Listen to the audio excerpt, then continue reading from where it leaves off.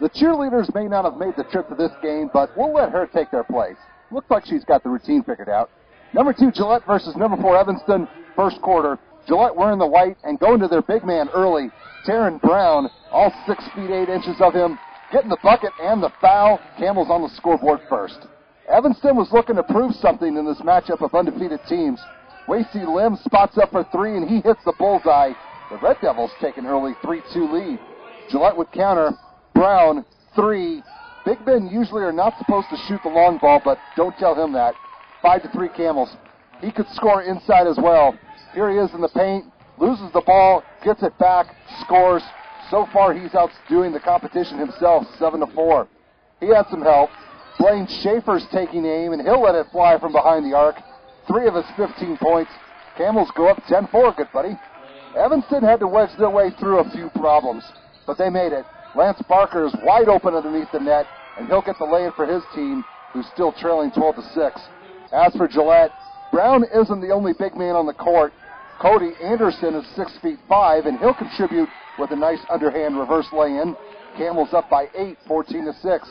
We were all waiting for a dunk to happen, and this was probably Brown's best chance. He'll get hacked from behind, but he'll get the 2 points and one more try.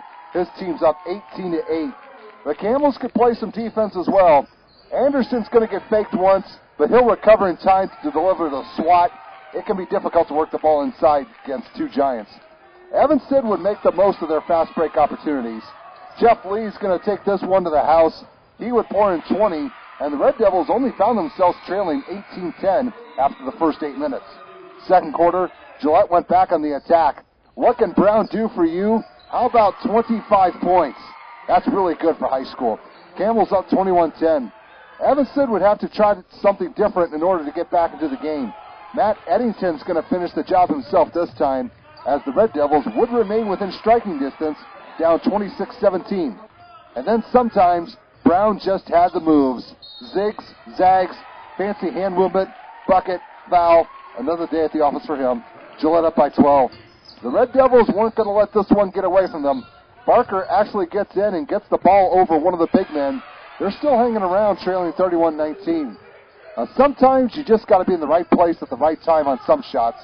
Schaefer catches the miss and gets the quick putback for his team. That has them up by 15.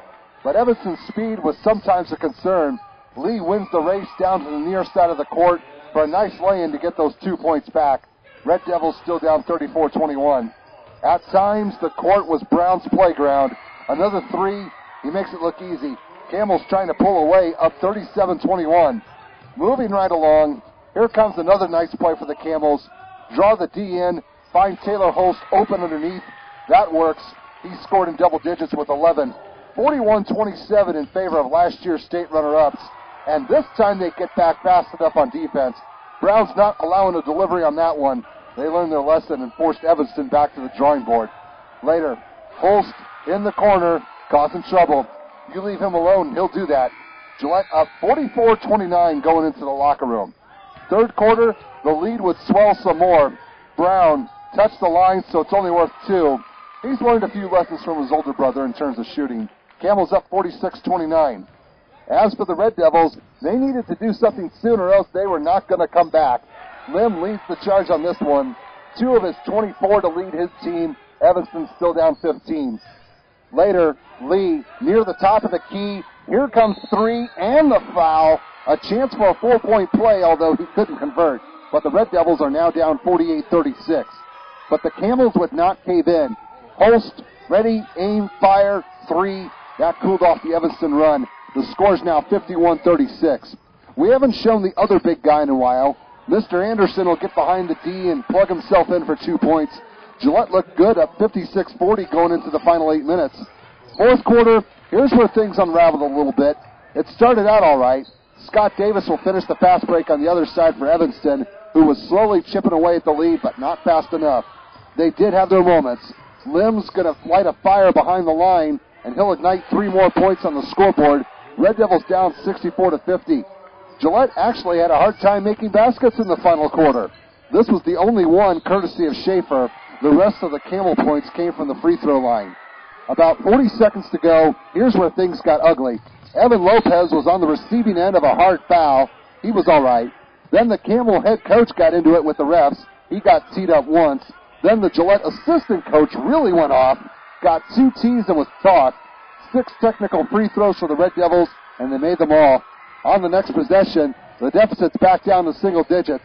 This basket by Lim would make it a 5-point contest, but Gillette would make their free throws in the end and go on to win 72-64.